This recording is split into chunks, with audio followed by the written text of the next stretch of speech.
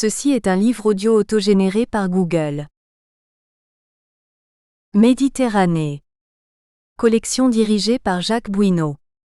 La nouvelle collection Méditerranée a pour objectif de s'intéresser au dialogue nord-sud en mettant en avant les racines culturelles méditerranéennes qui portent vers un réel rapprochement des deux rives. Les études se feront dans deux directions. D'une part la notion de romanité, d'autre part celle de culture méditerranéenne. La romanité est constituée par la formation des modèles juridiques, politiques, sociaux et artistiques qui composent les assises de l'Empire romain, ainsi que par les créations issues de cet empire. Ce double mouvement, antérieur et postérieur à Rome qui a uni autour du Mare Nostrum l'ensemble des terres méditerranéennes, exprime une des originalités de la Méditerranée et permet de rapprocher des cultures qui, dans le monde contemporain, oublient souvent ce qu'elles portent en commun. Par ailleurs, une réflexion en ce sens pousse à considérer sous un nouvel angle les assises de la construction européenne. L'Europe est en effet radicalement différente dans les terres méridionales pétries de romanité et dans les terres septentrionales qui en furent moins imprégnées. Dernière parution. Jacques Bouineau sous la dire, L'environnement méditerranéen 2019. Jacques Bouineau sous la dire, Dieux et hommes. Modèle et héritage antique. Volume 2. Communauté et Agomais, 2018. Jacques Bouineau sous la dire, Dieux et hommes. Modèle et héritage antique. Volume I Pouvoir et Persona, 2018. Jacques Bouineau sous la dire, Hommage à Marilus Pavia, l'homme méditerranéen face à son destin, 2016. Jacques Bouineau Antiquité, Art et Politique, 2016. Weded Sennoune, Alexandrie dans les récits de voyage, 5e-18e siècle. Documents pour l'histoire ou sources historiques, 2015. Jacques Bouineau sous la dire, Le droit international. Aspect politique, de vol, 2014. Dédicace. À mes parents. Remerciements. Je ne saurais entamer cet ouvrage sans remercier très sincèrement le professeur Jacques Bouineau qui a non seulement accepté de diriger cette recherche, mais aussi su constamment me guider avec science, humanité et rigueur. Pour tout, je lui suis infiniment reconnaissant. La présente étude est issue d'une thèse soutenue le 2 décembre 2017 à l'Université de La Rochelle devant un jury composé d'Orazio Condorelli, professeur à l'Université de Catane, de Gilles Duin-Dévy, professeur à l'Université Paris-Nanterre, de Florent Garnier, professeur à l'Université Toulouse-I-Capitole, de Corinne Leveuxteixeira, professeur à l'Université d'Orléans, et de Jacques Péricard, professeur à l'Université de Limoges. Tous m'ont fait l'honneur de siéger lors de ma soutenance et m'ont fait bénéficier par la suite de leur expertise ainsi que de conseils nombreux et précieux, ce pourquoi je les remercie vivement. Tout au long de cette quête, j'ai bénéficié de l'aide de nombreuses personnes qui ont contribué de manière fort diverse à enrichir ce travail. Mes remerciements vont d'abord à Pauline Potier pour son soutien indéfectible et pour l'aide intarissable qu'elle m'a offerte sans jamais compter. À Didier Collu, j'exprime toute ma gratitude pour le temps qu'il a accordé, toujours avec patience et gentillesse, à la relecture de ce travail. Ma reconnaissance va également au professeur Glauco Maria Cantarella pour la confiance dont il m'a honoré, au professeur Francisco Javier Andrés Santos pour ses très utiles orientations d'ordre linguistique, au professeur Nicolas Varembourg pour ses nombreux encouragements, à Madame Sophie Poiret pour des discussions stimulantes. Le CEIR m'a fourni un solide appui durant tout mon travail de recherche, c'est pourquoi je souhaite remercier chaleureusement tous ses membres. Yvan Beliarsky, Philippe Sturmel, Bert Kasparian, Anthony Crestini, Benjamin Galéran, Kevin Enoch et Mohamed Nabou Abdel Fattah Mohamed. De même, je remercie l'ensemble de l'équipe des Archivio di Stato di Palermo pour la qualité de leur accueil durant mes séjours d'études, mais aussi pour leurs compétences et leur dynamisme. Je terminerai en remerciant ma famille, mes proches ainsi que mes nombreux compagnons de route, et particulièrement Camille Joguet et Anne-Claire Arrigui, qui ont su faire de recherches parfois fastidieuses des moments conviviaux. PREFAZIONE. I Giovanni sono la risorsa più preziosa del società. Hanno l'entusiasmo e la capacità per vedere le cose sotto prospettive nuove, L'ardimento di percorrer quelle prospettive. Per questo sarebbe indispensabile fornire a tutti una preparazione critica superiore, o almeno la possibilità di conseguirla. La ricerca scientifica non fa eccezione, ovviamente, a questa regola generale della società. I risultati si vedono. Il caso di questo bel libro, frutto di una magnifica e complessa ricerca condotta per la tesi di dottorato, il cui autore non ha temuto di affrontare uno dei temi più difficili dell'intera storia medievale abordandolo con serietà, competenza ed entusiasmo e apprendo scenari di interpretazione in gran parte totalmente nuovi senza sottrarsi ai problemi più spinosi, tormentati e controversi, in un linguaggio elegante e vivace, pienamente espressivo e noioso, il che ne fa una mirvol eccezione nel panorama accademico. Con giudizi avanzati conferma tranquillità, e argomentati eccellentement, comme le caractère épique de l'œuvre des Normands d'Italie a largement joué contre la rigueur scientifique. Page 44. Précisons dès à présent que l'État, la souveraineté et l'absolutisme siculo-normand n'existent pas. Outre l'anachronisme de ces concepts, leur emploi confronte le chercheur à un risque majeur contre lequel mettait jadis en garde Jean Gaudemet, celui de verser dans une réalité ancienne le contenu d'une notion moderne, page 53-54. Solo uno studioso serio e maturo e sicuro del fatto suo può esprimere così a proposito di una del mitologie maggiori della medievistica, ed additare una del caratteristiche principali della ricerca storica. Vogliamo ricordare il famoso caso della tolleranza e nei confronti della quale aveva messo in guardia Hubert Huben nel 1993 cessio nonostante riapparso bel e bon nell'ultimo decennio? L'istituzione regale normanna, una costruzione del tutto nuova e in progress c'è almeno fino al 1161, jamais ne s'enferme dans un cadre juridique contraignant. La construction royale n'est précédée d'aucune réflexion théorique, pp 81. 84, a comme caractéristique fondamentale, son pragmatisme. Les conquérants savent saisir les occasions comme elles se présentent. En fin de compte, la royauté ne doit pas tant son existence à un principe théorique, qu'à la force et à une méthode de gouvernement qu'il convient maintenant d'aborder, page 146. Le quanto fagelida, ripercorrendo la storia evmanciel comme si sarebbe detto un tempo, per ricostruire le vicin de riconoscendo comme imprescindibile il ricorso a tutti I tipi di fonti disponibili.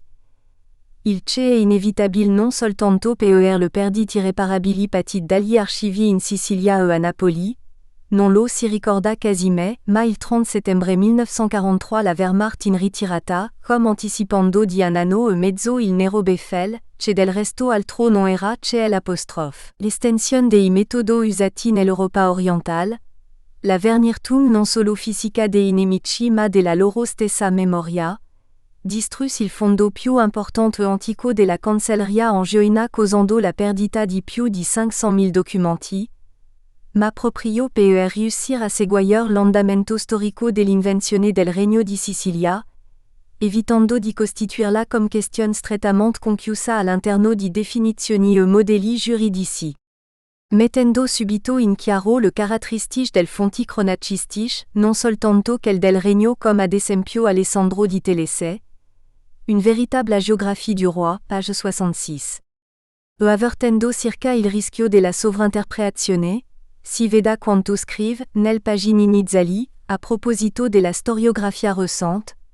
Ces travaux dégagent cependant des concepts juridiques à partir de sources de portée vraiment peu juridiques, au risque de faire d'une projection la substance. Une représentation du roi en empereur byzantin dans un établissement de rite grec implique-t-elle nécessairement une conception impériale et universelle du pouvoir? Dans quelle mesure la culture de l'artiste influence-t-elle le choix de l'iconographie? Ces interrogations sont d'autant plus légitimes qu'une telle conception ne trouve nullement son expression dans les sources diplomatiques. pp 47 à 48. Hanche, riprendendo il tema, cette opinion nous paraît devoir être fortement nuancée, page 137. Ed è proprio il sapiente attento incrocio di tutte le fonti a farsi, c'è le su pagina prano prospettive innovative interessantissime. Il redit Sicilia et reper grazia di Dio, comme avienne nel principali cancellerie Europie à Jérusalem.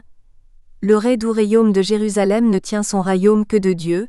Secondo l'espressionné dit Jean Diblin, l'un des juristes les plus fins de son temps, page 131, Maéanche Rex Malik, page 189 ss. Lo si sapevagia. Ma questo a potuto essere apprezzato pienamente dalla. Perché a una competenza assai rara nella normanistica. Possiede non solo il latino e il greco ma anche l'arabo. Il cielo met nel condizioni più vantaggiose facite possa dar interpretazioni assai più ponderate perché legge le fonti senza la mediazione di traduzioni. Anche questo rende questo libro un'opera preziosa per la ricerca scientifica.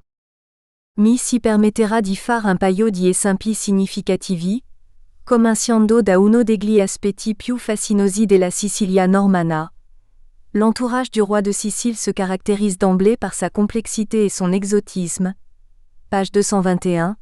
Cosa che costituisce forse il punto di forza del mito, il caso di Cristodulo può esserne una piccola ma significativa miniatura. Di Cristodulo si è detto di tutto. C'è fosse un greco calabrese, un musulmano convertito, un musulmano tout court.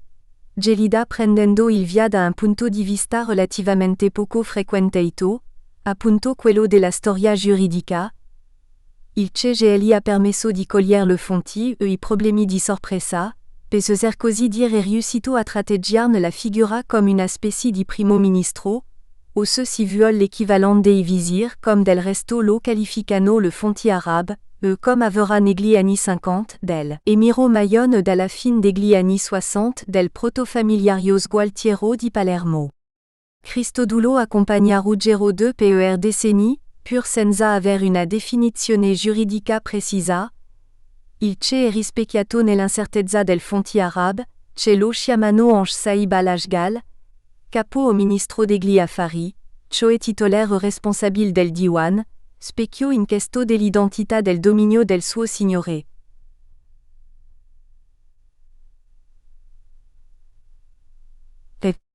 Elle reste largement attachée aux compétences et à la personnalité de son titulaire. Page 240.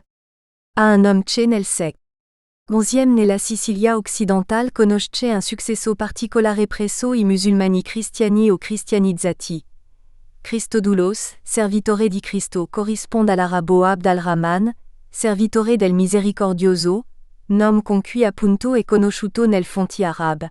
Ma lui e la sua famiglia erano radicati nella zona di Messina, a prevalente identità linguistica greca, non un greco-calabrese, d'un que men che meno un musulmano comme aveva suggerito a Marie, ma un porteur d'une identité compléchée, un profil mixte. In brève, un arabe chrétien de Sicile, page 238. Grecofono capace di intrattenere strette relazioni con le istituzioni grece in Calabria e con la stessa corte di Costantinopoli, ma anche di partecipare nel 1123 ad un giudizio del Cadi di Palermo e di conciliare Ruggero II sulle relazioni con i Fatimidi d'Egitto.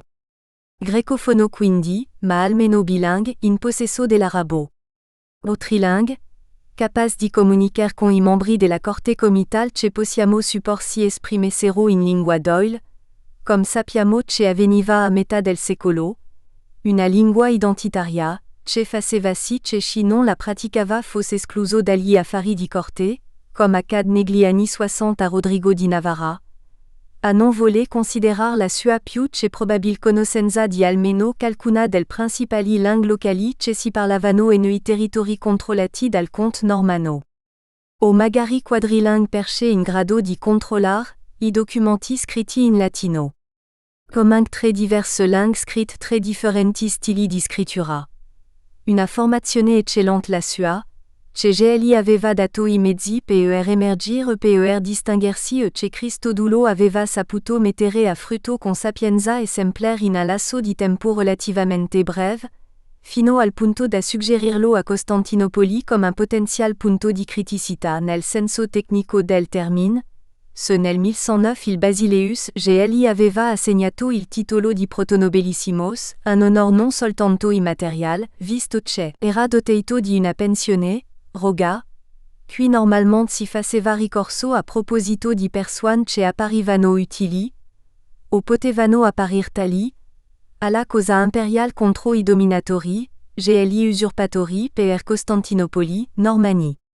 Proprio in forza, ma agli occhi del comneno in virtù della sua identità complessa del suo profilo misto.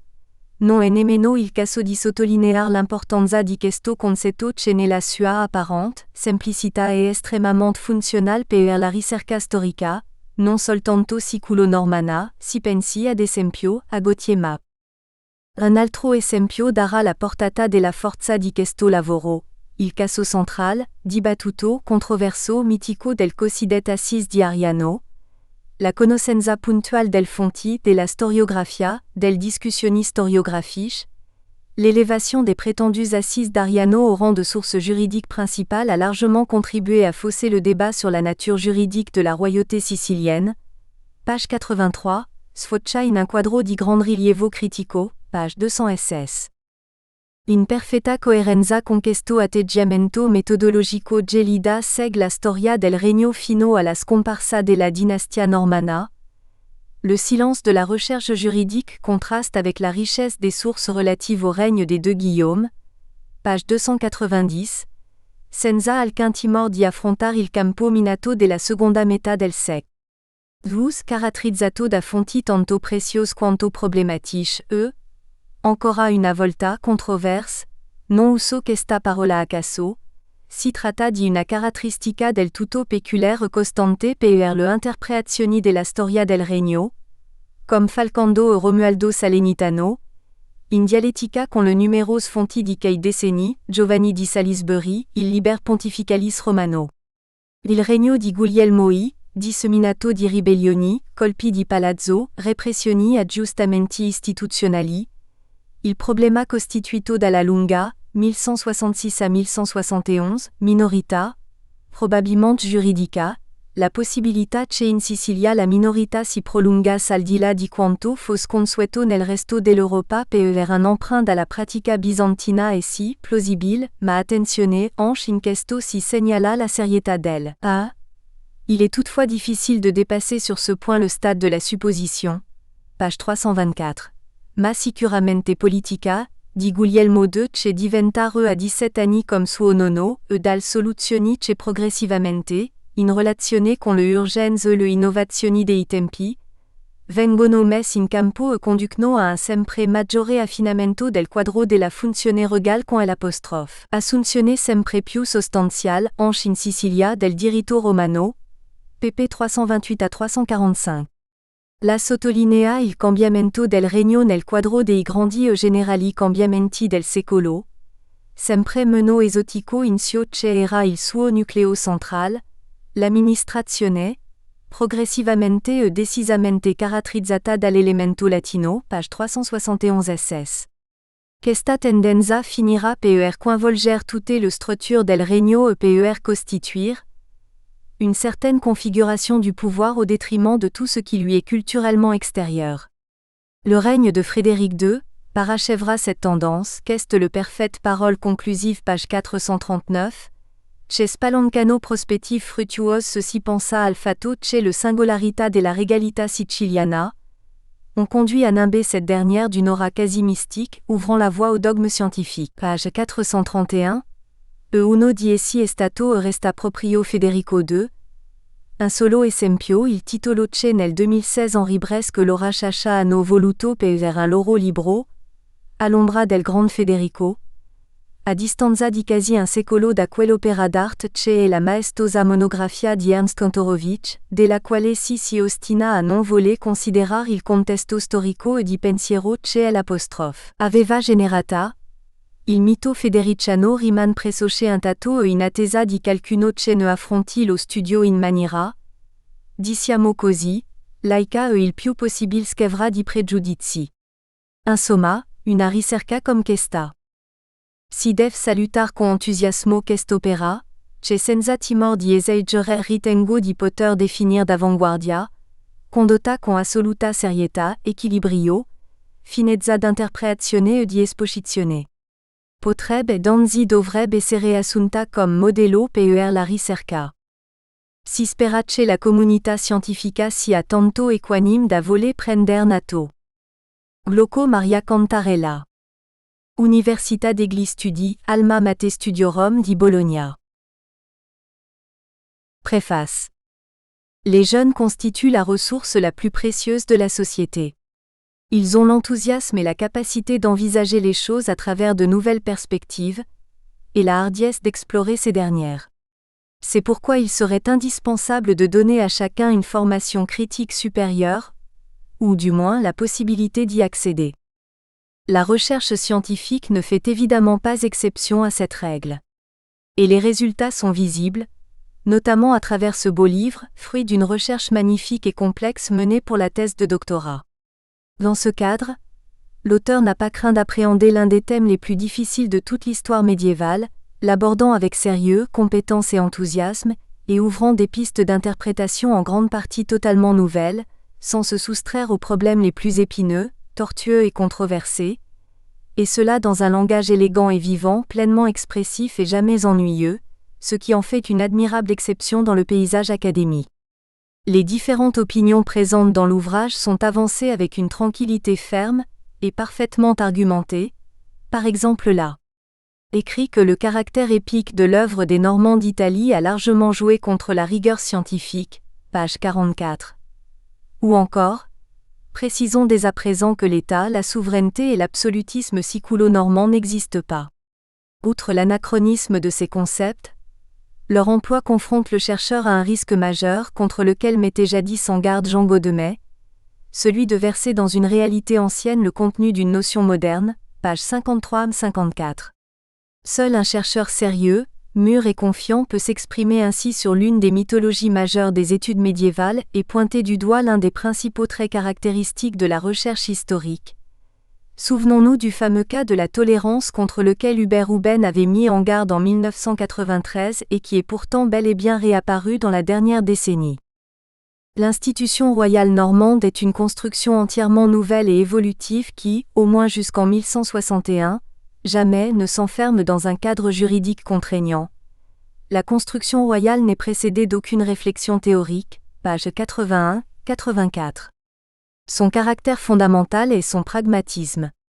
Les conquérants savent saisir les occasions comme elles se présentent.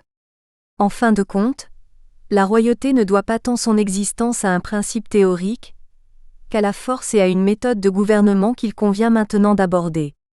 Page 146. En conséquence, Gélida retrace l'histoire événementielle, comme on l'aurait dit par le passé, reconstruisant les événements en recourant à tous les types de sources disponibles, tous considérés comme indispensables.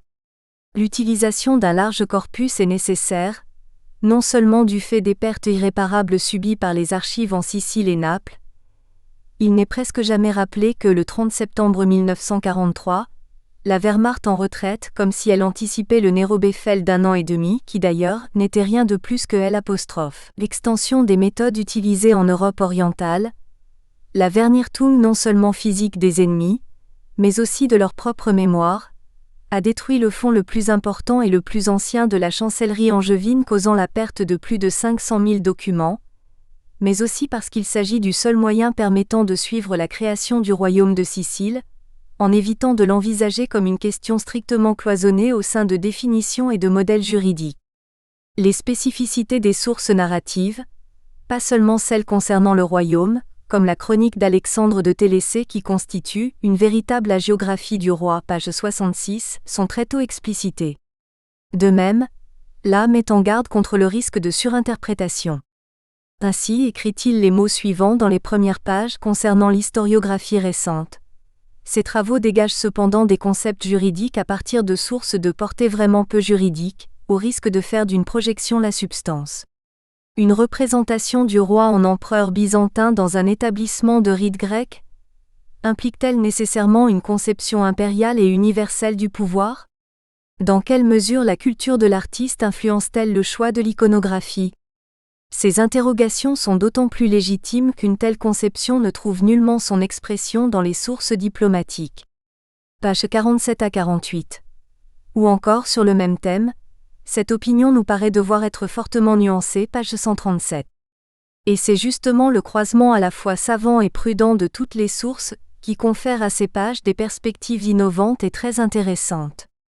Le roi de Sicile est roi par la grâce de Dieu, comme c'est le cas dans les principales chancelleries européennes et à Jérusalem. Le Redoux royaume de Jérusalem ne tient son royaume que de Dieu, selon l'expression de Jean d'Ibelin, l'un des juristes les plus fins de son temps, page 131, mais il est aussi Rex et Malik, p. 189 SQUARE.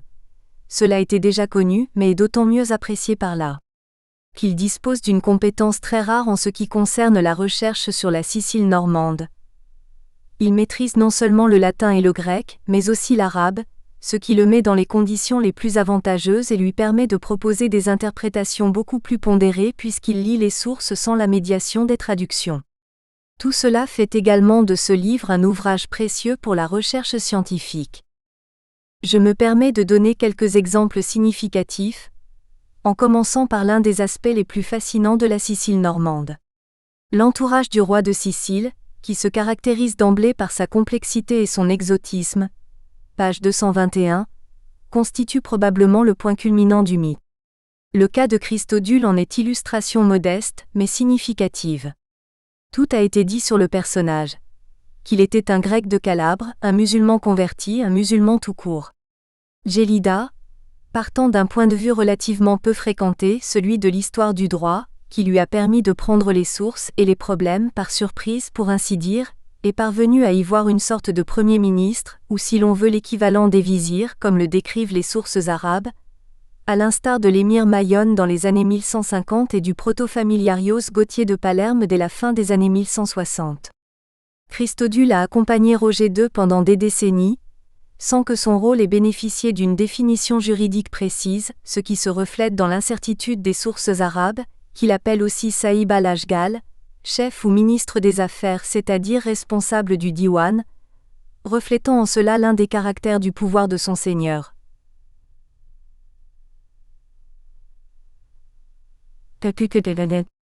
Elle reste largement attachée aux compétences et à la personnalité de son titulaire, page 240.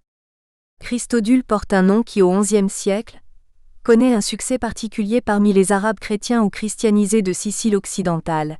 Christodoulos, serviteur du Christ, correspondant à l'arabe Abd al-Rahman, serviteur du miséricordieux, nom sous lequel il est précisément connu dans les sources arabes.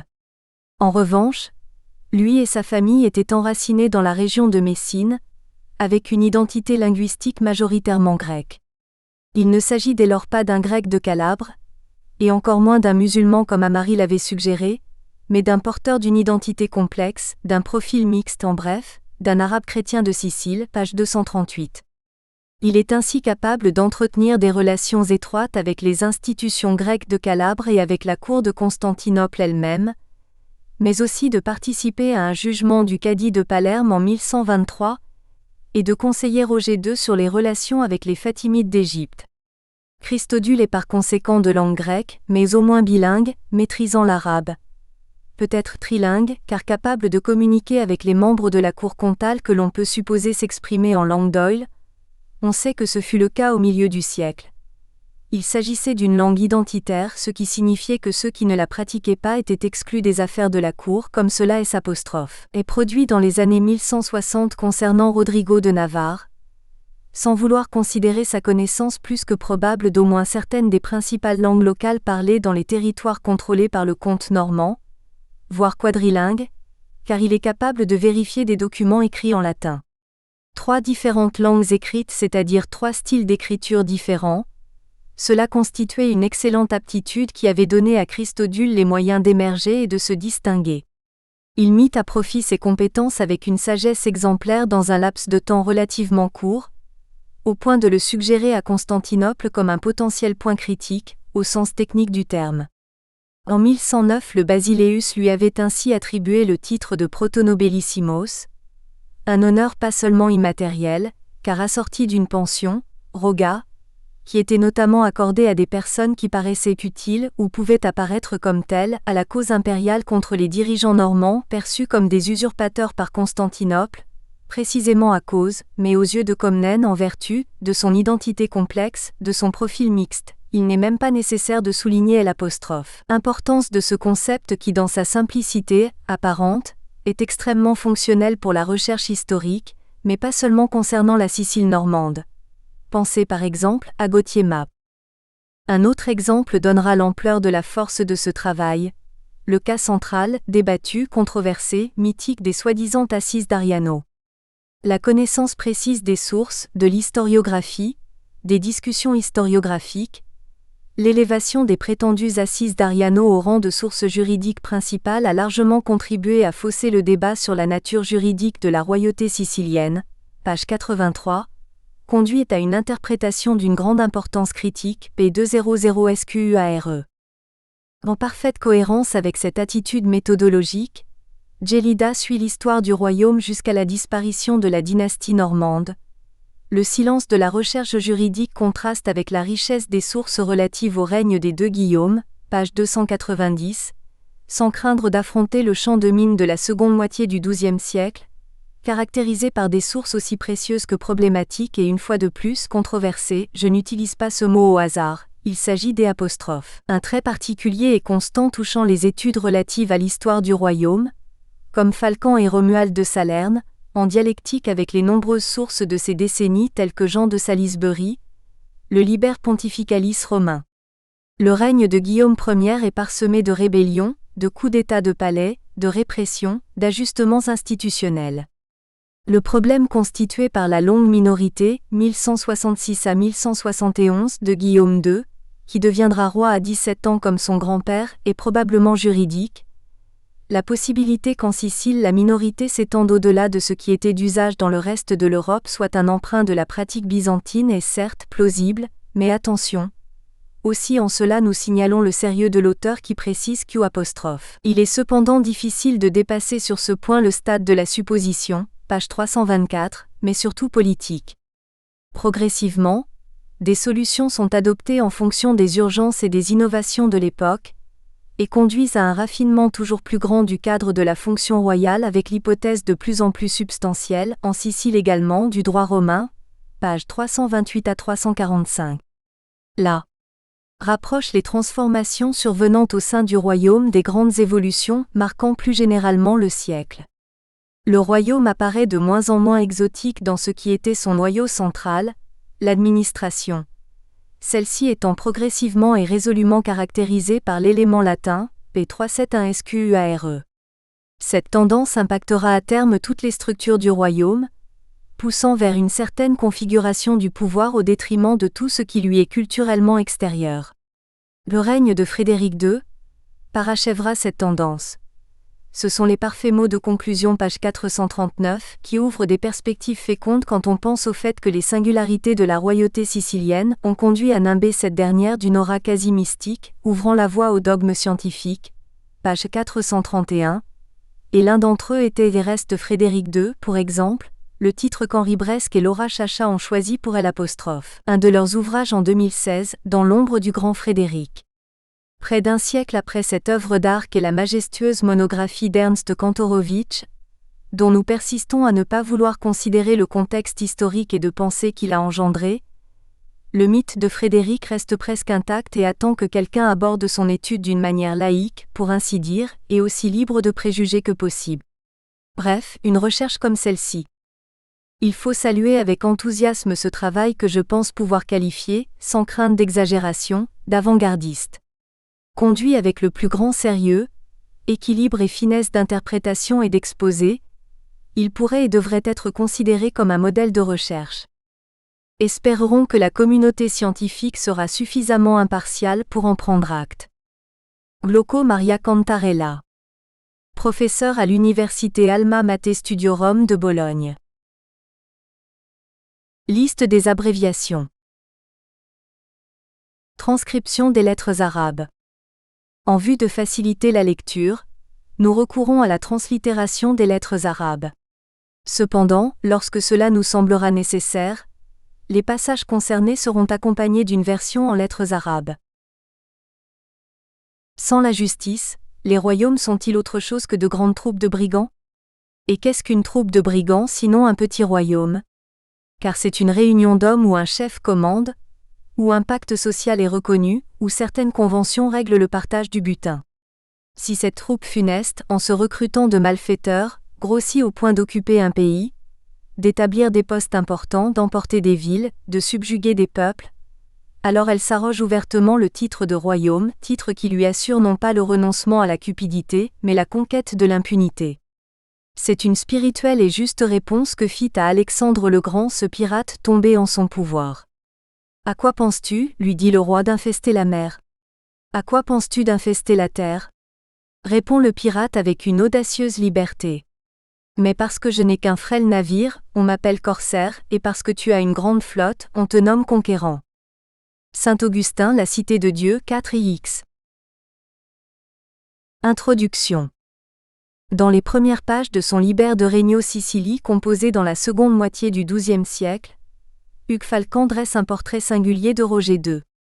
Contrairement aux chroniqueurs de son temps, il ne s'affaire pas à chanter les vertus d'un prince idéalisé. À la manière de Salluste, il décrit un roi pragmatique, ancré pleinement dans son époque et maniant habilement tant la force que la réflexion.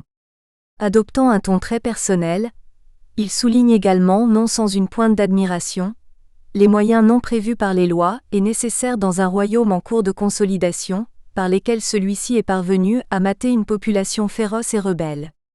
Le chroniqueur l'a compris. La royauté siculo-normande est avant tout l'œuvre d'un homme, Roger II, qui par des qualités personnelles extraordinaires et des méthodes parfois rudes a su parachever une conquête de près d'un siècle. Une conquête dont il faut rappeler les circonstances tant elles détermineront les caractères de la royauté. À l'arrivée des premiers Normands au début du XIe siècle, l'Italie méridionale est la zone de fracture où se confrontent les trois aires culturelles qui se partagent le pourtour méditerranéen. L'Occident post-carolingien, l'Empire byzantin et le monde musulman. Cette situation frontalière se traduit non pas par des lignes nettes, mais par une vaste mosaïque territoriale qu'il convient d'exposer schématiquement. Le nord-ouest du Midi continental est constitué des trois principautés issues du partage de Bénévent de 849. Bénévent, Capoue et Salerne. Naples, Amalfi, Gaète, Sorrente sur la côte tyrrhénienne ainsi que la Longobardie et la Calabre au sud de la péninsule, sont byzantines à des niveaux différents. Au VIe siècle, un duc est placé à la tête de Naples par l'exarque de Ravenne, alors chargé de maintenir les positions byzantines face aux invasions lombardes. La chute de l'exarcat au milieu du 8e siècle affecte directement le lien entre l'empire et le duché livré à lui-même. Le duc, choisi au sein de l'aristocratie locale de façon héréditaire, acquiert une autonomie de fait bien qu'il continue à dater formellement ses actes selon les années de règne du Basileus. L'unité du duché de Naples est néanmoins fragile. Dès le IXe siècle, les duchés d'Amalfi et de Gaète s'en détachent puis, au XIe, celui de Sorrente. L'emprise de l'Empire est plus ferme sur la Longobardie et la Calabre. Ces deux territoires deviennent vers la fin du IXe siècle deux thèmes byzantins solidement administrés par des agents, nommés directement par le Basileus. La différence essentielle entre les deux ensembles tient à leur population. La Calabre est peuplée principalement de Grecs, alors que la Longobardie reste majoritairement lombarde. Plus au sud, la Sicile est pleinement intégrée dans le Dar al-Islam après que les Aghlabides l'ont définitivement arrachée aux Byzantins en 902. Au XIe siècle, l'île se compose de 3 émirats kalbites tous soumis nominalement au califat fatimide, jouissant cependant en réalité d'une large autonomie. La domination musulmane n'entraîne pas une islamisation totale de l'île. Si les musulmans sont majoritaires, ils cohabitent non seulement avec des chrétiens de rite grec dont l'installation remonte à la période byzantine de l'île, mais également avec des chrétiens et des juifs arabophones. Ces terres culturellement composites, juridiquement complexes et politiquement divisées, souffrent dès lors d'une grande fragilité que les aventuriers venus du nord ont très vite cernée. Si la présence normande au cœur de la charnière sud-italienne peut surprendre à bien des égards, elle ne relève pas complètement d'un accident historique. Bien au contraire, elle s'inscrit pleinement dans la logique de mobilité qui caractérise le monde médiéval du XIe siècle, un monde ouvert où circulent les hommes et les idées, auxquels les Normands, voyageurs aventureux, ont largement pris part. Dans son histoire de l'I normand, le moine sud-italien Aimé du Mont-Cassin se montre particulièrement conscient du phénomène. Il y a aux limites de la France une plaine remplie de bois et de divers fruits. En ce lieu habitait une grande multitude de gens forts et robustes. Ces gens habitaient initialement dans une île s'appelant Nora, et pour cela ils furent appelés Normands, c'est-à-dire hommes de Nord. Et ce peuple grandit tant que ni les champs ni les arbres ne suffirent à apporter à chacun le nécessaire pour vivre. Aussi se dispersèrent-ils en diverses parties du monde, en divers pays et contrées. L'auteur fournit plusieurs exemples de l'expansion normande, tentant ainsi de faire concorder les actions discordantes de la gens normannorum. La lutte de Guillaume le Conquérant pour le trône d'Angleterre, les triomphes et victoires de Robert Crespin en Espagne, les aventures byzantines de Roussel de Bayeux ainsi que les faits des Normands d'Italie sont perçus par le moine comme les expressions d'un dessein divin plus large, la défense et la propagation de la religion chrétienne. Néanmoins, à la différence des exemples cités, la présence normande dans le sud ne résulte pas d'une intention belliqueuse, mais d'un acte de foi. Les premiers arrivants sont en effet de simples pèlerins de retour de Jérusalem. Il faut dire que la ville sainte reste autour de l'an 1000 un lieu de pèlerinage jouissant, d'une faveur immense, en Normandie. Pour autant, le plus prestigieux des voyages pénitentiels supporte bien souvent quelques détours, en particulier vers le sanctuaire de Monte Gargano, en Pouille, dont la morphologie se rapproche tant du Mont Saint-Michel. Très vite pourtant le bourdon laisse place à l'épée. Selon Aimé du Montcassin, 40 pèlerins sont à Salerne en 999 alors que la ville est en proie aux assauts des Arabes de Sicile. Malgré leur nombre restreint, ils s'illustrent les armes à la main en provoquant la déroute des assaillants. Guillaume de Pouille situe plus tardivement l'entrée en scène des Normands dans le théâtre sud-italien. C'est, selon lui, au Monte Gargano vers 1015 qu'un groupe de pèlerins est sollicité par Mélès, un Lombard originaire de Bari, afin de libérer la Pouille du joug byzantin. Loin d'être contradictoires, les deux versions sont révélatrices du caractère éclaté et sans cohérence de l'action des nouveaux venus s'insérant dans le cadre italien au gré des occasions qui s'offrent à eux. Elles permettent également de souligner l'importance du rôle des locaux dans l'implantation normande. L'habileté au combat que ces inconnus déploient sur le champ de bataille frappe vivement les esprits. Les princes locaux, épuisés par des attaques récurrentes et comprenant l'intérêt qu'ils pourraient tirer de ces redoutables guerriers, cherchent à les retenir au moyen de terres et de richesses. Liés par leurs vœux de pèlerins et par le vif désir de revoir leur patrie, les Normands refusent toutefois. Ils rentreront, chargés de riches présents et surtout d'une promesse, celle d'attirer leurs compatriotes vers cette terre où abondent le lait, le miel et tant de belles choses. L'écho des premiers succès normands provoque dès les premières décennies du XIe siècle le flot continu d'une émigration, alimentée par deux facteurs liés à la terre de départ. Le premier tient à un trait propre aux institutions normandes, issu des traditions scandinaves et de certaines habitudes franques, l'ulac. Au début du XIe siècle, en vue de rendre effectif l'affermissement de son pouvoir, Richard II déploie un réseau d'agents locaux dans toute la province, posant ainsi les fondations de l'administration du duché. La mesure n'alla pas sans susciter trouble et mécontentement, particulièrement au sein d'une haute aristocratie récalcitrante. Réprimant les offenses à l'autorité ducale, la peine d'exil qu'était l'ulac se présentait dès lors comme une arme redoutable permettant d'écarter les éléments les plus dangereux sans entrer toutefois dans le cycle de la vengeance qu'aurait entraîné le recours à la peine de mort. Souvent issu de redditions négociées, l'ulac permettait aux rebelles de partir en exil sains et saufs. Richard II, comme plus tard Guillaume le Conquérant, s'en servit si largement que les chroniques retentissaient des exploits ou des méfaits des bannis qui pullulaient un peu partout, et à plus forte raison en Italie méridionale. Le second facteur, plus important, est moins lié au système politique qu'aux conditions économiques et démographiques de la Normandie. Comme l'écrit justement Pierre Bouet, c'est la pauvreté et le manque de terre qui provoquèrent le plus de départs. Il n'est dès lors pas étonnant que la zone la plus concernée par l'émigration corresponde à l'actuelle Basse-Normandie, partie la plus pauvre du duché mais également celle où l'esprit aventureux des Vikings survivait mieux qu'ailleurs. Le phénomène est renforcé par les tendances successorales alors en cours. Dans son étude sur les structures familiales de l'aristocratie normande, Pierre Baudouin a montré de manière convaincante que jusqu'au second quart du XIe siècle, la diversité des pratiques rencontrées exclut l'existence de règles successorales fixes.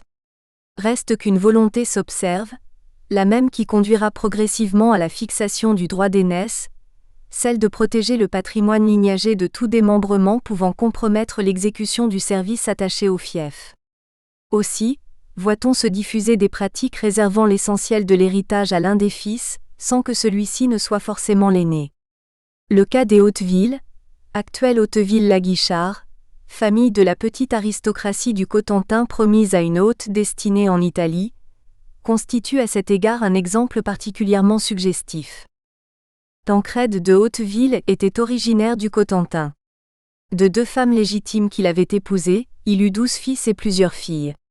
Il abandonna à l'un d'eux, nommé Geoffroy, les terres de son patrimoine, et prévint tous les autres qu'ils eussent à se procurer hors du pays par la force ou par leur industrie ce dont il manquerait. Sans que l'on en connaisse les raisons, c'est à Geoffroy, son 4e fils, que Tancrède décide de léguer l'ensemble du patrimoine familial tandis que les autres sont contraints de grossir les rangs d'une jeunesse dont le désir de gloire et de profit ne pourra être assouvi que loin de leur patrie. Percevant la faiblesse politique de la zone et confortés par l'arrivée régulière de leurs compatriotes, les mercenaires deviennent vers les années 1040 des conquérants, sans toutefois que leur action ne prenne l'allure d'une campagne militaire coordonnée. En cela, l'œuvre des Normands d'Italie doit être distinguée d'une autre entreprise, la conquête de l'Angleterre par Guillaume le Conquérant. Alors que la traversée de la Manche est préparée puis menée par le duc de Normandie qui a su mettre toutes les forces vives de sa principauté au service d'une ambition politique, aucun plan préétabli n'a présidé aux opérations dans le sud italien. Les entreprises méridionales sont complètement indépendantes. Elles n'ont jamais été patronnées, ni même simplement cautionnées par le duc de Normandie. Ce que l'on appelle traditionnellement conquête, consiste en l'action autonome de bandes dirigées par des chefs improvisés, sans lignage princier, aux origines parfois obscures, agissant pour leur propre compte sur des fronts forts divers. Dans cet imbroglio d'embuscades et de pillages, de combats et de sièges de châteaux, 3 chefs se démarquent vers le milieu du XIe siècle. Richard d'Aversa, fils d'Asclétin Coirel, concentre son action dans la principauté lombarde de Capoue dont il parvient à prendre la tête en 1058. Robert Guiscard, le plus illustre des fils de Tancrède de Hauteville, commence une vie de brigandage près de Cosenza avant d'étendre progressivement sa domination sur le sud de la péninsule. Le duc confie à son frère cadet, Roger Borsa, la charge de soumettre la Sicile. Ce dernier en deviendra le comte en 1071, mais n'en achèvera la conquête qu'en 1091. N'ayant rien à envier de l'adresse politique de son frère, Roger Ier s'attelle à l'organisation de son comté dont il fera la plus puissante des principautés normandes d'Italie. À l'aune du phénomène d'apparition des seigneurs ayant marqué l'Occident dans le sillage de la déliquescence de l'Empire carolingien, ces créations ont pu sembler à bien des égards artificielles en ce qu'elles ne se bâtissent sur aucun fondement historique, ethnique ou culturel. Conscients de cette fragilité, les chefs normands tentent immédiatement de donner à leur domination une consistance juridique en recherchant l'agrément par une autorité supérieure, à condition que celle-ci ne soit pas trop contraignante. Ce réflexe, somme toute très normand, les pousse à se rapprocher de la papauté alors en difficulté face à l'Empire germanique. Ainsi, le duché de Pouille et la principauté de Capoue sont confirmés par Nicolas II en 1059 tandis que le comte de Sicile se contente de reconnaître la suzeraineté du duc. Sur le plan intérieur, l'expansion normande n'a pas pour effet de gommer la diversité préexistante. Bien au contraire, les chefs normands, conscients de leur minorité, se sont uniquement souciés d'imposer leur domination en se gardant bien de bouleverser l'ordre social constitué. Méthodiquement, ils s'attachent la fidélité des populations locales, latines, grecques et arabes, en agissant le plus souvent dans le respect des traditions de chacune et en maintenant une certaine continuité institutionnelle. Indice révélateur de cette précaution, le comte, le prince et le duc ne se revendiqueront jamais d'une gens spécifique. Leur pouvoir prend une assise fortement territoriale, permettant d'englober la pluralité des ethnies soumises à leur domination. Cela ressort tout particulièrement dans le complément déterminatif des titres qu'ils emploient. Robert Guiscard se contente de reprendre à son compte le titre de duc de Pouille, attribué par Constantinople à Argyros en 1051 en vue de redresser l'Italie byzantine. La démarche de Richard d'Aversa est plus subtile. Lorsque celui-ci s'empare de la principauté de Capoue, il renonce au titre de prince des Lombards qui y était traditionnellement attaché, préférant celui de prince des Capuans, ce qui lui permet d'unir les diverses ethnies soumises à son pouvoir dans la référence à la ville capitale. Avant l'unification politique des trois principautés, il ne restait qu'un pas, franchi au XIIe siècle par Roger II, successeur du comte Roger Ier. Déployant la puissance militaire que seule une principauté solidement administrée peut fournir, le comte de Sicile s'empare du duché de Pouille en 1127 et de la principauté de Capoue en 1134. Arguant de ce que l'accroissement territorial justifie celui de son statut, il profite du schisme pontifical de 1130 pour obtenir de l'antipape Anaclet II la promotio ad regnum. Près d'un siècle après les premières implantations normandes, est fondé un royaume auquel les Hautes-Villes offriront 3 rois. L'enjeu principal du règne de Roger II, 1130 à 1154, consiste à construire une légitimité royale. La fondation du royaume a suscité bien des hostilités à l'intérieur comme à l'extérieur. D'un côté, la papauté et les deux empires voient d'un mauvais œil l'émergence d'un royaume sur des terres que chacun revendique. De l'autre, les comtes normands de la péninsule, indépendants depuis la mort de Robert Guiscard en 1085, ont bien compris la teneur de la domination qu'entend leur imposer Roger II. Face à la contestation, ce dernier fait valoir ses prétentions l'épée au poing. Pendant près d'une décennie, il écrase impitoyablement les oppositions en recourant à ses redoutables troupes sarrasines. Après avoir vaincu les rebelles, il parvient à capturer le pape Innocent II, de qui il obtient la confirmation du royaume. Les mains libres, le roi s'affaire à organiser son royaume. Et le défi est de taille. Comment gouverner des territoires culturellement, juridiquement et institutionnellement différents ? Le génie politique de Roger II se manifeste dans la création d'une royauté à plusieurs facettes, servie par une administration issue de la synthèse des traditions institutionnelles préexistantes. Il s'agit de projeter une image compréhensible de la royauté à des populations accoutumées à la domination byzantine, latine ou musulmane. Le premier roi ne parviendra toutefois jamais à uniformiser les institutions d'un royaume, qui demeurera incomplètement unifié.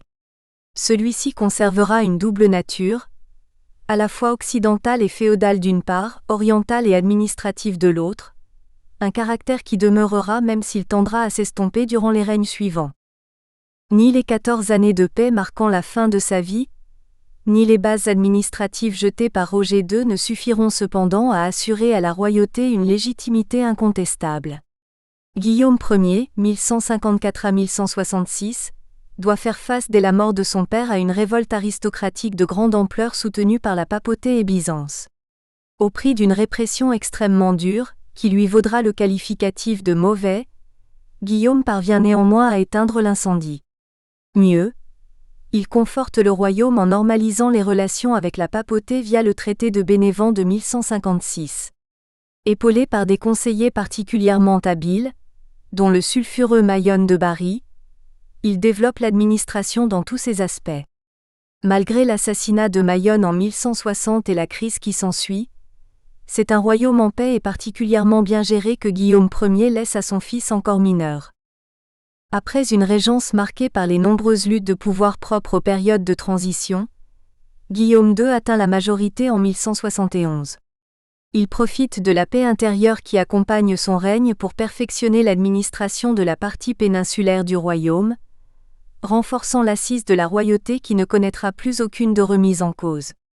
Comme son père, Guillaume continue la politique de rapprochement de la papauté qu'il soutient fidèlement contre l'Empire germanique. Cette place d'allié de premier ordre l'amène à jouer un rôle déterminant lors des négociations de la paix de Venise en 1177. Les succès diplomatiques du dernier Hauteville sont toutefois entachés par une décision qui s'avérera fatale pour la royauté siculo-normande. Au lendemain de la paix de Venise, Guillaume II consent au mariage entre Henri, héritier de Frédéric Barberousse, et Constance, fille posthume de Roger II. L'union est assortie d'une clause. En cas de décès de Guillaume II sans héritier, Constance héritera du royaume. Le déclenchement de la clause est alors peu probable. En effet, en 1177, le roi a tout juste 24 ans et vient de contracter un mariage prestigieux avec Jeanne d'Angleterre. Il mourra toutefois brutalement en 1189 sans postérité, laissant le royaume en proie aux revendications germaniques. Les courts règnes de Tancrède de Lecce, bâtard de Roger II, et de son fils Roger III n'y changeront rien. Après 4 années d'une vaine résistance, le royaume de Sicile passera sous la domination des Hohenstaufen. Jusqu'au début du XXe siècle, l'originalité de la construction institutionnelle siculo-normande n'a pas suffi en France à susciter l'intérêt des historiens et moins encore celui des juristes. Les études, peu nombreuses, restent factuelles et comportent des lacunes importantes liées essentiellement à deux raisons. D'abord, le caractère épique de l'œuvre des Normands d'Italie a largement joué contre la rigueur scientifique. Un historien de la fin du XIXe siècle parlait de ce convenu poétique qui n'a presque toujours rien à faire avec la réalité des faits, rendant les études sur les Normands de Sicile de son temps sans intérêt et sans valeur. Quelques extraits suffisent à se rendre compte de la passion qu'attisaient les Normands d'Italie chez les érudits du XIXe. Non sans exagération, Baptiste Capfig déclare que les succès des Normands contre les Sarrasins ont fait émerger des projets d'ambition, dans l'esprit des chevaliers et des barons qui se promirent de conquérir la Palestine comme les Normands avaient conquis eux-mêmes Naples et la Sicile. Le baron de Bazancourt ne fait pas preuve de moins de mesure, estimant que jamais on ne pourra retracer de plus beaux faits, d'actions plus héroïques. Souvent, la plume épique se teinte d'une ferveur patriotique. Je l'avouerai, écrit Gauthier d'Arc, en parcourant les poétiques contrées où reposent sans gloire les restes de nos braves compatriotes, en rappelant à ma mémoire les magiques exploits que les récits des chroniques prêtent aux aïeux des Bohémond et des Tancrède, je n'ai pu me défendre de m'écrier dans un moment d'enthousiasme, eux sont pitorés en Chio. Les lacunes tiennent ensuite à la difficulté d'accès à des sources rédigées en latin, en grec et en arabe, conservées de manière éparse et dont un grand nombre n'a été redécouvert qu'à la fin du XIXe siècle. Il en a résulté une vision forcément partielle de la royauté sicilienne, dont les inconnus ont parfois été comblés selon l'inspiration de l'auteur. La surprenante reconstitution d'un dialogue entre Roger II et les envoyés d'Honorius II à laquelle se livre le baron de Bazancourt, en constitue un exemple particulièrement flagrant. Un progrès considérable est réalisé en 1909 lorsque Ferdinand Chalandon publie sa magistrale monographie, restant aujourd'hui encore une référence de premier ordre. En revanche, si l'auteur se propose d'exposer non seulement les faits politiques mais aussi l'histoire des institutions, force est de constater que le premier objectif est bien mieux atteint que le second qui pêche notamment par une méconnaissance importante des sources arabes. Tout au long du XXe siècle, un cercle relativement étroit d'historiens français, italiens, anglais, allemands et américains s'est efforcé de faire la lumière sur les institutions du royaume. Sont publiées des études majeures visant tant à définir les contours du pouvoir royal et de l'administration, qu'à en déterminer les emprunts et les influences. Malgré les progrès accomplis, les conclusions auxquelles conduisent ces travaux sont souvent contradictoires, ce qui poussera le grand spécialiste de la question Hiroki Takayama à estimer dans les années 1990 que les institutions du royaume relèvent encore du mystère historiographique. Il faut attendre le dernier quart du XXe siècle et le début du XXIe pour qu'un regain d'intérêt pour la Sicile normande entraîne un renouvellement scientifique profond et une meilleure connaissance du royaume sur le plan administratif, mais également artistique, religieux, économique et social, diplomatique et rhétorique. La connaissance de la teneur juridique de la royauté a néanmoins peu bénéficié de cette dynamique. Les avancées en la matière sont principalement l'œuvre d'historiens s'y étant intéressés, notamment à travers la question de la représentation du roi. Ces travaux dégagent cependant des concepts juridiques à partir de sources de portée vraiment peu juridique, au risque de faire d'une projection la substance. Une représentation du roi en empereur byzantin dans un établissement de rite grec implique-t-elle nécessairement une conception impériale et universelle du pouvoir ? Dans quelle mesure la culture de l'artiste influence-t-elle le choix de l'iconographie ? Ces interrogations sont d'autant plus légitimes qu'une telle conception ne trouve nullement son expression dans les sources diplomatiques. Non sans résignation, admettons que la compréhension de la teneur juridique de la royauté demeure peu ou prou au point où l'ont laissé les professeurs Antonio Marongiu et Léon Robert Ménager, après que les deux maîtres se furent livrés dans les années 1950 à une joute théorique extrêmement stimulante. Antonio Marongiu fonde son argumentation sur le premium des assises d'Ariano, comportant selon lui l'esprit de la monarchie sicilienne. Il en retire l'idée d'une construction essentiellement moulée sur le modèle romano-byzantin, d'une monarchie absolue au sens littéral, c'est-à-dire dans laquelle le roi est délié de tout pouvoir concurrent. Recevant sa couronne directement de Dieu, le roi ne reconnaît aucun supérieur, pas même le pape. Fontaine de la loi sur terre, sa volonté contraint les sujets qui lui doivent une obéissance absolue. Les conclusions de Maronjiu ne suffisent pas à estomper les doutes de Léon Robert Ménager. Dans un article publié en 1959, le professeur Aixois s'élève contre l'unanimité d'une position doctrinale fondée sur des apparences. Il dénonce des conclusions biaisées non seulement par une surinterprétation des représentations artistiques, mais surtout par l'utilisation imprudente des assises d'Ariano dont il remet en cause la nature et la datation. Ménager souligne deux composantes jusque-là largement négligées, la place des concepts hérités de la grandiose expérience carolingienne et l'importance de l'élément féodal pourtant prédominant à la cour sicilienne. Héritier des empereurs byzantins ou simple roi féodal, tout n'est visiblement qu'une question de méthode et de courants doctrinaux. Car au vrai, à travers la plume des deux maîtres se confrontent deux grandes traditions de l'historiographie juridique d'après-guerre. La première trouve ses fondements dans une longue lignée d'éminents historiens du droit italien comme Francesco Brandileone et Enrico Besta qui, dans des études particulièrement érudites, recherchaient surtout dans les sources médiévales, et notamment dans celles du Haut Moyen-Âge, les principes et les institutions qui ont donné naissance au droit national. Leur approche connaît toutefois un profond renouvellement dans les années 1950 sous l'impulsion de Francesco Calasso, alors que Maronjiu développe sa vision de la royauté sicilienne. Calasso propose de considérer les sources de droit médiéval de façon systémique, à travers la notion de jus commune. Les assises d'Ariano, emplies des concepts du droit romain revivifié, deviennent dès lors le prisme essentiel à travers lequel sera appréhendé le regnum. En parallèle en France, Jean-François Le Marinier s'efforce de décloisonner la discipline historique du droit. Pour ce faire, il préconise la mise en relation des institutions juridiques avec l'évolution de la société. Une telle perspective trouve son expression la plus spectaculaire en 1965, lorsque le professeur publie son étude sur l'entourage royal dans les premiers temps capétiens. Si Léon Robert Ménager ne s'en réclame pas explicitement, c'est dans une démarche scientifique similaire que s'inscrivent ses travaux. L'exemple le plus frappant demeure certainement son étude tout à la fois linguistique, prosopographique et institutionnelle de l'amirauté, publiée en 1960. Le gouffre qui sépare les positions de Maronjiu et de Ménager n'empêche pas une similitude dans leur cheminement intellectuel. Ils appréhendent tous deux la royauté d'une manière conceptuelle, à travers une démarche déductive. Si elle a permis des progrès majeurs et un niveau de technicité considérable dans l'analyse, cette méthode classique de la recherche juridique comporte en l'espèce trois limites substantielles. Elle contraint d'abord à envisager une construction pragmatique selon un modèle théorique de référence. Ce dernier constitue alors un prisme ne projetant à l'observateur que le spectre partiel de l'objet d'étude. De nombreuses facettes qui font la particularité de la royauté sicilienne sont alors totalement occultées, notamment son caractère multiculturel justement mis en avant par les historiens. L'un des meilleurs spécialistes de l'Italie méridionale écrit en effet que le roi de Sicile n'est vraiment ni émir, ni basileus, ni roi féodal dans la tradition post-carolingienne.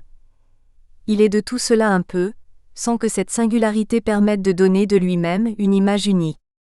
Elle conduit ensuite à analyser la royauté comme une abstraction institutionnelle qui serait apparue complète et aboutie dès la fondation du royaume, et qui aurait subsisté, figée, jusqu'à la chute des Hautes-Villes en 1189, soit pendant 59 ans. Il en résulte une description photographique de l'institution contrastant avec les transformations profondes, et souvent au coup par coup, que connaissent les royautés occidentales au XIIe siècle dans le sillage de la redécouverte du droit romain.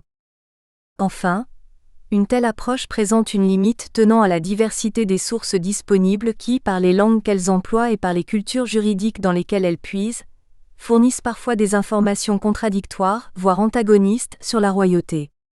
Cette caractéristique propre au royaume siculo-normand a astreint chacun des auteurs à ne mettre l'accent que sur les documents confirmant son postulat de départ, ignorant a fortiori un vaste champ documentaire de renseignements. Malgré ces limites, la méthode n'a pourtant fait l'objet d'aucun renouvellement. Au contraire, Toutes les études juridiques qui ont suivi la controverse se sont inscrites dans la lignée de l'une ou l'autre des conceptions.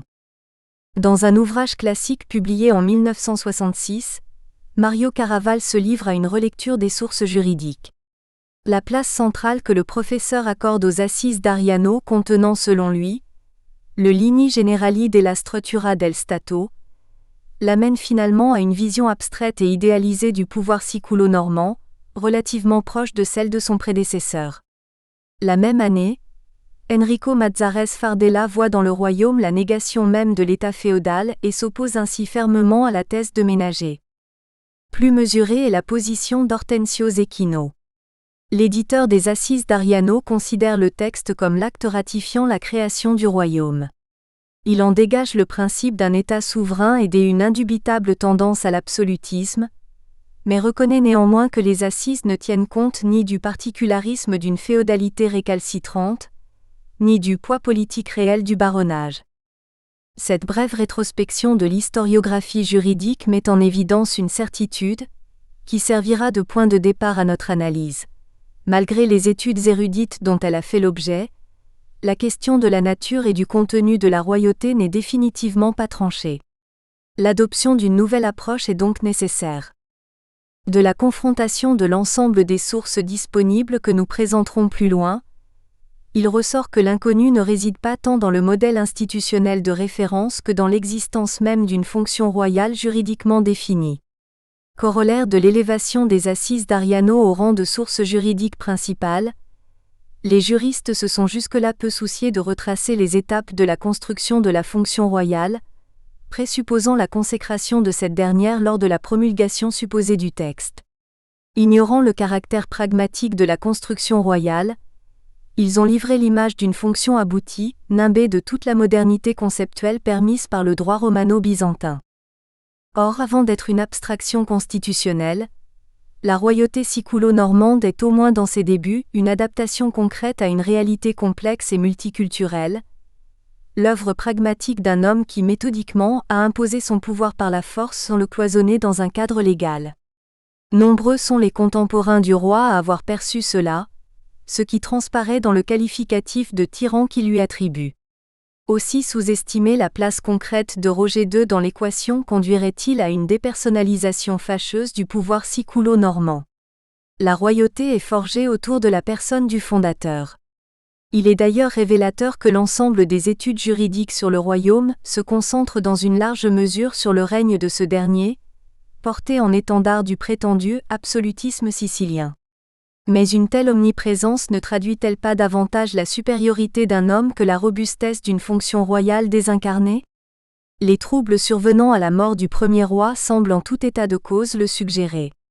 Il est donc primordial de se détacher d'emblée des présupposés qu'implique l'utilisation d'un champ lexical de l'État moderne, parasitant largement les études contemporaines relatives au royaume, toutes disciplines confondues, dans le but de conforter la thèse de la précocité de la construction normande. Précisons dès à présent que l'État, la souveraineté et l'absolutisme siculo-normand n'existent pas. Outre l'anachronisme de ces concepts, leur emploi confronte le chercheur à un risque majeur contre lequel mettait jadis en garde Jean Baudemet, celui de verser dans une réalité ancienne le contenu d'une notion moderne. L'abandon de ce champ lexical n'empêche pas de saisir l'élaboration médiévale d'une abstraction étatique, à condition de recourir à une grille de lecture différente. Nous partirons d'une notion plus neutre, mais pouvant tout aussi efficacement être appréhendée par l'analyse juridique. L'institution. Le terme, incontestablement polysémique, implique une définition claire. De manière générale, Albert Rigaudière fait de l'institution une structure reposant sur deux critères: l'établissement par la loi ou par la coutume et une relative stabilité. Deux critères qui, comme l'a bien montré Yves Sassier, se retrouvent au Moyen-Âge dans le mot d'institutio désignant le système de règles fixant et inscrivant dans la permanence des principes d'action ou des structures de l'action. Selon lui, l'utilisation du terme tout au long du Moyen-Âge traduit le maintien de cette conscience multiséculaire, de la nécessité de structures réglées de l'action qui soient fondamentalement distinctes de la personne physique de celui ou de ceux qui l'incarnent, une conscience multiséculaire, aussi, du sens et des fins de l'action et des moyens acceptables au regard de ces fins. En somme, la notion d'institutio a assuré dans l'esprit des intellectuels la permanence plus ou moins franche de l'idée romaine de res publica, cette prise de conscience juridique de l'État, au sens d'une personne morale de droit public, éternelle et indépendante de ses ou de son locataire temporaire. De là, nous définirons l'institution royale comme une fonction juridiquement régie par des normes, à laquelle est attaché un ministère et dont le niveau d'abstraction permet une dissociation claire avec la personne qui l'occupe. Au travers des 3 critères qui la composent, la notion d'institution fournit une grille de lecture rigoureuse offrant l'avantage de la nuance. Nuance dans l'affirmation de la précocité théorique de la royauté sicilienne, d'une part. D'abord, parce que la notion permet des comparaisons suggestives, et d'autant plus que ces 3 critères connaissent dans l'Occident du XIIe siècle des progrès significatifs. Depuis le XIe siècle, le processus de consolidation des grandes royautés occidentales est accompagné de la formation de règles encadrant principalement la dévolution du royaume. Les Capétiens parviennent à substituer le principe héréditaire au principe électif, et à imposer la primogéniture. Reste que les 2 principes, qui se cristalliseront plus tard en France dans ce que l'on appellera les lois fondamentales du royaume, ne se distinguent encore guère du droit successoral des fiefs. Dans la première moitié du XIIe siècle, Suger fournit au royaume les moyens d'échapper peu à peu au droit commun à travers le concept de coronat. En France comme en Angleterre, de façon quasiment simultanée, la couronne devient quelque chose de plus général que le cercle d'or qui ornait la tête du roi. Une abstraction titulaire de droit qui s'impose au roi comme au sujet. Parce qu'il n'est pas de la même nature qu'un fief, le royaume doit dès lors être régi par des règles qui lui sont propres. En pratique, celles-ci se formeront à la suite d'événements qui dans l'urgence imposent des solutions qui deviendront règles, avant que le temps ne leur confère une valeur coutumière. Les progrès concernant la conception ministérielle de la fonction royale ne sont pas moins intéressants. Issu du vocabulaire de l'Église, le terme de ministerium, que l'on peut traduire par fonction de service, est transposé à la royauté par les grands prélats de l'époque carolingienne. La notion repose sur 2 postulats. D'une part l'affirmation paulienne qui fait de Dieu le seul dispensateur de tout pouvoir sur terre, Épître aux Romains 13, 1-7, et de l'autre, la conception d'Isidore de Séville selon laquelle doit être appelé roi, celui qui agit droitement, étymologie I29, 3, reges a regendo, ide et a rectagendo. Ainsi, sous la plume de Jonas d'Orléans, le ministère royal, parce que concédé par Dieu, fait du roi le dépositaire et non le propriétaire de sa charge. En cela, il ne peut pas tout. Bien au contraire, son ministère l'oblige à gouverner le peuple de Dieu avec équité et justice pour qu'il jouisse de la paix et de la concorde. Autrement dit, il gouverne dans l'intérêt de tous. Et pour cause, comme l'a montré Yves Sassier, le ministérium regal se développe avec pour trame de fond théorique le concept de res publica dont la définition cicéronienne a survécu via le De Civitae Dei de saint Augustin. Renaît alors l'idée d'une res publica conçue comme entité supérieure à la personne du prince, porteuse d'une finalité qui est le salut du peuple, à l'utilité de laquelle tous doivent contribuer. Il est vrai qu'initialement le ministérium tel que le concevait Jonas ou Hincmar sous-entendait le placement de l'action royale sous la surveillance de l'auctoritas ecclésiastique, qui devenait ainsi le garde-fou contre l'arbitraire du roi. Il conduira pourtant au renforcement de l'institution grâce au développement subtil que lui apporteront dès la fin du Xe siècle des ecclésiastiques proches du pouvoir royal capétien comme Abon de Fleury. Ce dernier ne se contente pas de reprendre à son compte la conception du ministérium des penseurs carolingiens, il en fait également une arme théorique redoutable face aux pouvoirs seigneuriaux. Contre l'émiettement du royaume, le penseur argue de ce que le roi exerce une fonction de service impliquant une mission sur l'ensemble du royaume, et non plus seulement dans les terres du domaine royal. Si les grands participent à ce ministère, ce n'est qu'en vertu d'une légitimité qu'ils tirent d'une délégation royale. Leur devoir consiste à assister le roi dans l'exercice de son ministère en lui fournissant l'aide et le conseil, garantissant ainsi le bon gouvernement du royaume. Le 3e critère est sans doute celui qui connaît les avancées les plus spectaculaires. Dans la seconde moitié du XIIe siècle, l'abstraction juridique vers laquelle pousse la redécouverte du droit romain entraîne une lente dissociation de la personne du roi et de la fonction, ou autrement dit, pour reprendre la distinction de Jacques Bouinot, de la personula et de la persona royale. Le processus, qu'Ernst Kantorowicz a remarquablement retracé dans son ouvrage classique sur les deux corps du roi, est un dommage collatéral de la querelle théologique ayant abouti au dogme de la transsubstantiation que le Concile de Latran consacrera en 1215. C'est au XIIe siècle que les théologiens établissent une distinction entre le corpus verum Christi, qui représente le Christ dans l'Eucharistie, et le corpus mysticum Christi constitué par la communauté des fidèles. Très rapidement, sous l'influence du droit romain, les canonistes élaborent une doctrine corporative les conduisant à conférer au corpus mysticum une dimension juridique et institutionnelle. La transposition à la sphère politique se fera sans difficulté. Alors que le corpus verum Christi trouve sa réplique dans le corpus naturale regis, c'est-à-dire le corps physique et privé du roi, le corpus mysticum symbolise le corps immortel et public du roi à travers la dignitas qui l'anime. Ainsi la personne privée se dissocie progressivement de la personne publique, ce qui ressort implicitement dans la pensée de Jean de Salisbury lorsque celui-ci oppose la persona publica et la privata voluntas du prince. Parce que le prince agit comme une personne publique, son action ne dépend plus de sa volonté personnelle, mais doit tendre uniquement au bien de la res publica. Plus concrètement, à partir du XIIe siècle, une habitude se remarque dans certains rites émis en Angleterre consistant à associer dans une même formule la couronne et la dignité du roi. Les deux termes ne sont bien entendu pas synonymes. Alors que la couronne concerne la souveraineté de tout le corps collectif du royaume, la dignité se rapporte à la singularité de l'office royal, introduisant une relation plus personnelle avec le souverain. Si cette notion de dignité, héritée du droit romain, s'affirme comme moyen et cadre d'exercice des prérogatives constituant ainsi un support à l'officium regis, elle permet également d'assurer au corpus mysticum sa caractéristique définitive, la perpétuité.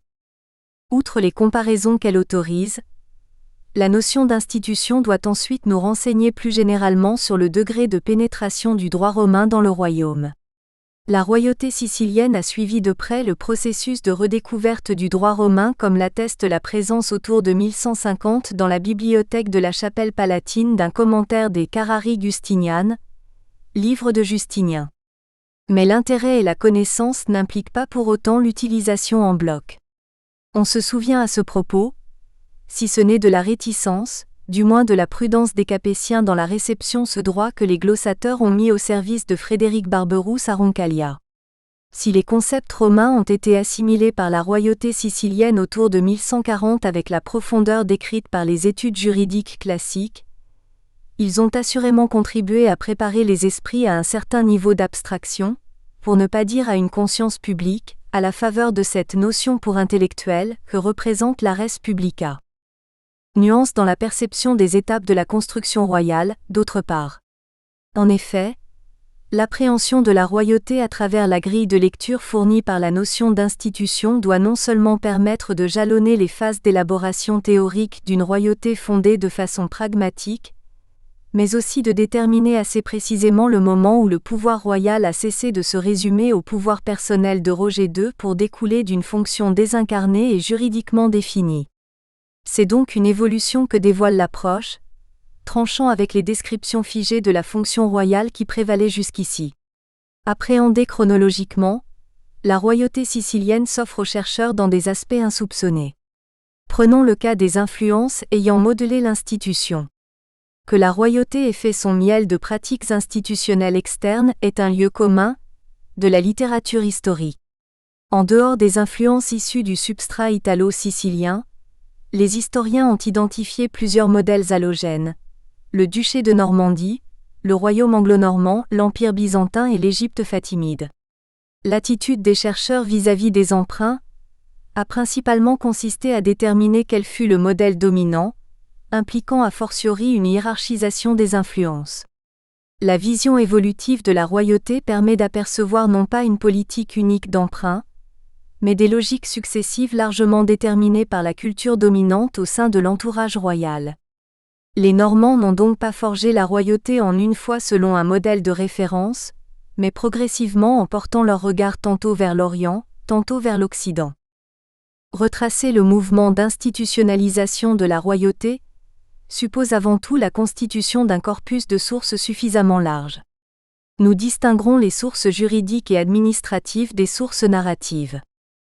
Les sources juridiques et administratives se composent d'abord des actes émis par la Chancellerie royale. Leur importance est d'autant plus grande qu'ils demeurent les sources juridiques dont la datation est la plus certaine. Ils nous permettent par ailleurs tant d'appréhender la conception du pouvoir que de déterminer les champs d'intervention du roi. La rigidité formelle, qui caractérise les actes émis par les royautés anciennes, doit être nuancée en Sicile où la chancellerie n'a hérité d'aucune tradition diplomatique propre. Les formes se fixent progressivement dans les premières années du règne de Roger II sous l'impulsion directe du nouveau roi, qui a bien compris que les diplômes, par leur solennité et leur diffusion à travers le royaume, constituent autant d'occasions de légitimation du pouvoir royal. Une tribune qui revêt d'autant plus d'importance lorsque la royauté, sans tradition, est contestée. La particularité formelle des actes royaux siculo-normands tient principalement à leur langue. En effet, les rois de Sicile s'entourent d'une chancellerie trilingue, au sein de laquelle coexistent des scribes arabes, grecs et latins, formés aux pratiques diplomatiques extérieures au royaume. Ceux-ci puisent dans les pratiques diplomatiques des puissances qui se partageaient l'Italie pré-normande. Toutefois, les emprunts sont mesurés et les termes soigneusement choisis afin de ne pas empiéter sur les prétentions de ces puissances, pour la plupart universalistes. Il ressort de cette logique des actes rédigés en grec, en latin, en arabe, dans certains cas dans 2 de ces langues, et adoptant un langage du pouvoir tiré de 3 traditions diplomatiques radicalement différentes. Saisir les intentions de la royauté dans le choix des termes et des formules implique donc de connaître parfaitement le contexte et les mots de chacune des traditions. Malheureusement, des désastres à répétition ayant au cours de l'histoire frappé les archives royales, le nombre des documents à nous être parvenus s'est réduit comme peau de chagrin. Par exemple, les actes dont nous disposons pour le règne de Roger II, roi dont on connaît le dynamisme, sont révélateurs de l'état général des sources diplomatiques. 200 actes sont connus, ce qui ne rend guère compte d'un règne extrêmement dynamique de 24 ans. Graham Allowd, qui a bien étudié la question, estime que ces 200 documents ne constituent que 10% de la production réelle du premier roi. Autre faiblesse de la documentation, la plupart de ces actes sont des de perdita. Seuls 33 originaux subsistent. Le reste n'est connu qu'à travers des copies, des traductions tardives voire de simples allusions. À titre de comparaison, le Capétien Louis VI a laissé à la postérité 457 actes, dont 96 originaux. Ces documents souffrent par ailleurs d'une relative uniformité. Les actes latins et grecs sont majoritairement des privilèges accordés par le roi, tandis que la langue arabe est essentiellement utilisée à des fins purement techniques et fiscales, décrire les limites foncières, d'affatir aludu, et lister les vilains jaraïdes. Pour autant, les actes royaux sont riches d'informations tant sur la nature que sur le contenu et l'exercice du pouvoir royal. Notre attention se portera tout particulièrement sur ce qui constitue d'un point de vue diplomatique la quintessence de la conception du pouvoir royal. La titulature par laquelle l'auteur présente son statut et sa qualité, ainsi que le préambule au sein duquel il justifie son action. La comparaison des termes et des idées qui y sont développés selon la langue employée doit nous apporter un éclairage essentiel sur la façon dont le roi comprend et traduit sa fonction. L'étude attentive des souscriptions permettra par ailleurs d'obtenir de précieux renseignements sur l'identité des personnes qui entourent le roi, ainsi que sur leur qualité et leur position. À côté des actes royaux, nous disposons d'une source aussi essentielle que controversée, les Assises d'Ariano. Le contenu du texte nous est parvenu à travers 2 manuscrits. Le premier, en date de la fin du XIIe siècle, se trouve à la Bibliothèque du Vatican, Vat. Lat 8782, tandis que le second, rédigé au début du XIIIe siècle, est conservé au Mont Cassin, COD. Cass. 468. Non sans être affecté de nombreuses différences, les 2 documents permettent d'appréhender un corpus de lois composé d'une 40aine d'articles. Bien que ceux-ci se succèdent sans logique apparente, ils touchent schématiquement à 4 grandes questions. Les prérogatives royales, les rapports du roi avec l'Église, le droit pénal et le droit privé. Ce qui frappe d'emblée, c'est le syncrétisme qui singularise l'œuvre. Parmi les traditions juridiques d'emprunt, le droit romain tient la première place. De nombreux passages trouvent leur inspiration dans le Code Justinien et le Digeste, sans être cependant de simples copies. Bien au contraire, ceux-ci sont habilement remaniés et adaptés aux nécessités du jeune royaume. Nous espérons que vous avez apprécié cet aperçu. Pour continuer à écouter ce livre audio sur Google Play Livres, utilisez le lien dans la description de la vidéo.